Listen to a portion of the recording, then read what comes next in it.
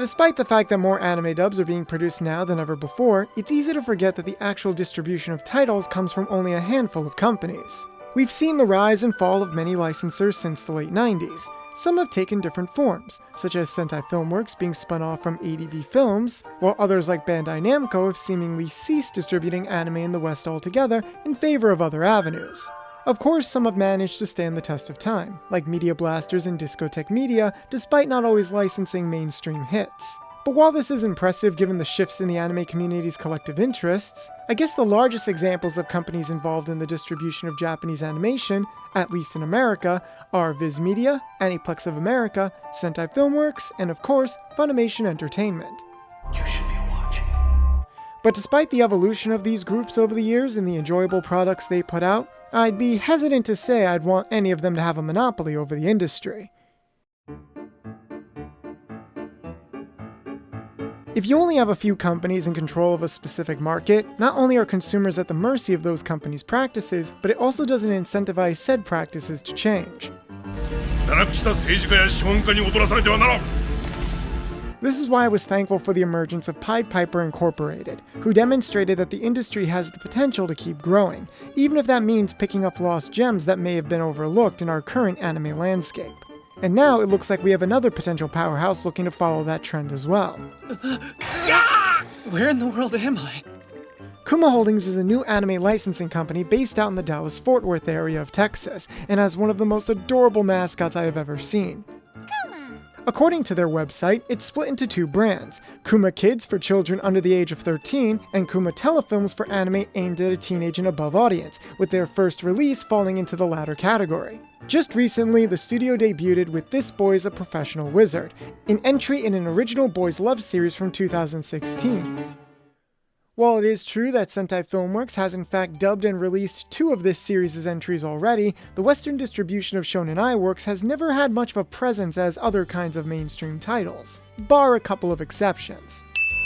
Not only are a lot of them generally not licensed at all, but the ones that are don't often have English dubs attached to them. However, recently this seems to be changing, and it's a refreshing trend that I hope catches on in the future. The dub for This Boy's Professional Wizard was recorded at Sound Cadence Studios, which would make Kuma Holdings the 4th anime licensing company to have a dub recorded there, with the first 3 being Media Blasters, Anime Midstream, and of course, Discotek, who are responsible for the upcoming release of Hells, a Studio Madhouse film marketed as being a joint venture with Team 4 Star Entertainment.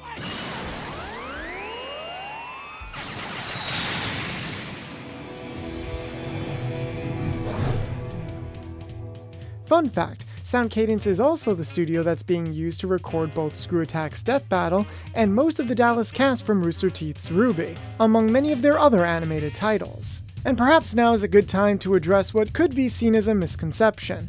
Kuma Holdings itself is not a dubbing studio, but rather a licensing company. It's actually more common for distributors like these to contact third-party recording studios to dub their properties for Western release, but it's understandable why this misconception exists, since 2 of the prominent dubbing companies mentioned earlier, Funimation and Sentai Filmworks, often dub most of their products in-house, since they have their own recording facilities. However, these are actually exceptions to the rule rather than the norm. Admittedly, it can be a little misleading when it comes to specifying who dubbed something versus who distributed something, since the 2 are often interlinked. On the one hand, Sailor Moon has received an uncut English dub, but most of us refer to it as the Viz dub, since they distribute it, when the actual recording is done at Studiopolis in California. On the other hand, Funimation has held the US license for Dragon Ball Z from the start, even when recording was initially done by Ocean Productions in Canada. When production switched to being in-house instead, this led to the distinction between the Ocean dub and the Funimation dub. Again, despite Funimation being the producers and license holders all along. All's forgiven. What's your poison? Now, this show in particular was produced by Comics Wave Films, the same studio responsible for some of Makoto Shinkai's most famous works, such as The Garden of Words and Your Name, which could explain the gorgeous lighting and composition of still shots, since some of the production team was likely shared. It uses a lot of flat layers on top of very detailed CG backdrops, helping to create an almost pseudo-realistic world despite the models being distinctly anime. Couple this approach with limited character animation alongside the use of crossfades between poses, and what you have is a style that is very reminiscent of cutscenes from an Otome game. despite the fact that the show is actually an original IP. While this might be distracting, it may also work in Kuma Holdings' favor, as it draws attention to the fact that the character personalities lean even more on the vocal performances, which are important to note in a company's first outing at dubbing. I'm falling for you, just so we're clear. Alejandro Saab does an excellent job of portraying the free-spirited nature of Toyohi with a likable tone, coming off as the type of person who people could easily imagine as their best friend without it feeling cheap or fake.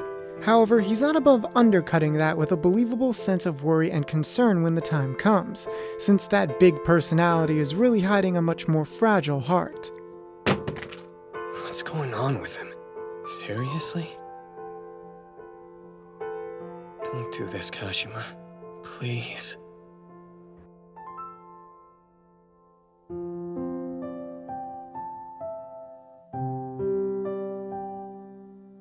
While this is a typical portrayal, it is no less appropriate when paired alongside Kashima's character. Contrastly, Howard Wang gives a performance that is very soft-spoken and reserved. You really get the sense that his words were chosen very carefully in a way that highlights his more hesitant personality, almost as if he's trying to be overly mindful and stay out of everybody's way. I'm late. My bad. Oh, no, it's cool, I just got here. This idea of a carefree spirit falling in love with a more secluded and introverted personality is far from uncommon. But what makes the relationship feel earned by the end is that it's seen as the resolution to Kashima's character arc rather than the main focus. A sense of chemistry and reverence for the two leads is established within the first couple of minutes. But that doesn't mean that everything is sunshine and rainbows, as Kashima starts letting dangerous thoughts take control. Get a hold of yourself. What does he even see in you? What happens when that very talent, the very thing that you've been praised for your entire life, ironically leads one to constantly question their own self-worth? Is there anything besides what appears on the surface that's even worth loving? I'm sure we've all dealt with those insecurities at some point, myself included, but J. Michael Tatum's English script makes the adaptation of this message feel fresh, effortless, and impactful. Like he himself experienced those fears and understood how universal they were, regardless of gender or sexual preference. Without magic, I'm just in the way. Talk about driving the point home. I really am useless. When you spend so much of your life self-deprecating, it's only a matter of time before that poisons your sense of self-worth. But the important step we need to take isn't in silencing those voices that might tell us how we're not good enough, because they'll always be around. They'll always be a part of what makes us who we are. So instead, we have to make sure we listen to the words of those we trust and care about more. The words of those who want to look out for us, have our better interests at heart, and who genuinely want us to grow as people. Kashima thought that there was only one good thing about him, so he fixated on that, fearing that if he slipped up for even a moment, then no one would ever want to be with him. So when his problematic work ethic starts catching up with him and he can't use magic anymore, Kashima feels like he's truly left with nothing. But even though being a good magician is a prominent part of who he is, it doesn't mean that there isn't much more to him that's worth loving. All he needed was to find the right person to make him see that. And Toyohi needed to put in the legwork to make Kashima believe him. I also love your smile. How serious you can be. How proud you are about what you do for a living. The trouble you get into when you've had a few. Everything about you. If you find someone who loves you, then they'll see and embrace all of you. That's what falling in love means. Being with someone who we believe more than our own self-deprecation. No matter what you might think, there's more to you than just being a good magician. This Boy is a Professional Wizard doesn't just work as an appealing Shonen Ai series. It also functions as a great character piece, as well as just a good digestible romance in general. Maybe if enough people check this show out, it'll create more opportunities for shows of this nature to be licensed and dubbed. It's a long shot, sure, but in this day and age, anything is possible. Personally, I'm glad Kuma Holdings seems to be coming out of the gate swinging with a solid dub, for a show that contains a message I think we all need to be reminded about every once in a while. I can't wait to see what else they have in store, and here's to even more success in the future. That's love for you, I suppose. Has a way of catching us off guard. Now before anyone says anything, no, this was not a sponsored video. But for our channel dedicated to informing people on the inner workings of the anime dubbing industry, we also want to make sure that we can provide up-to-date information for you guys whenever something noteworthy is announced. All the better if we can draw attention to something that we think deserves it. If any of this sounds like something you'd be interested in supporting, the show is available on both Amazon and iTunes with a physical release forthcoming. Don't forget to also follow Kuma Holdings on social media if you want to stay up to date with any of their future announcements. Links in the description down below. Special shout out to Seth Phillips, JR Pictures, Regan Carriere, Unknown Secret 1000, and the rest of our patrons for their continued support. If it wasn't for you guys, we wouldn't be able to produce faster, high quality content like this. Thank you all so much for watching, and until next time.